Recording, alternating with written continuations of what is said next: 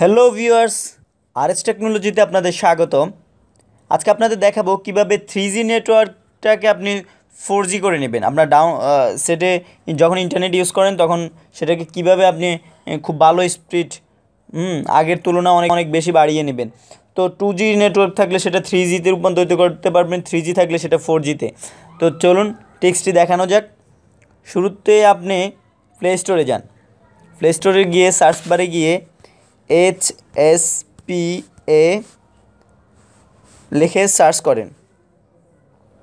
তারপরে যে দেখেন SHPA প্লাস, এই যে এই অ্যাপসটি, এটা আপনি ইনস্টল করে নেন। অলরেডি আমি ইনস্টল করে নিয়েছি।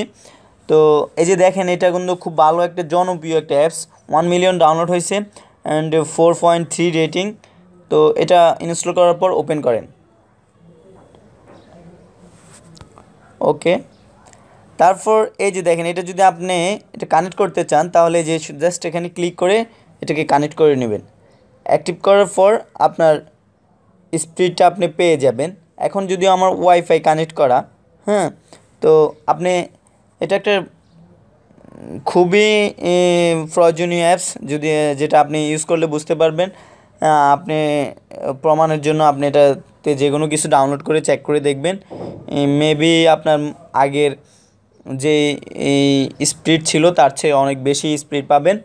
তো আমাদের টিপসটি যদি আপনাদের ভালো লেগে থাকে তাহলে অবশ্যই আমাদের চ্যানেলে সাবস্ক্রাইব করেন। পরবর্তীতে আরও ভালো ভালো টিপস নিয়ে আপনাদের সাথে হাজির হচ্ছি। আল্লাহ হাফেজ।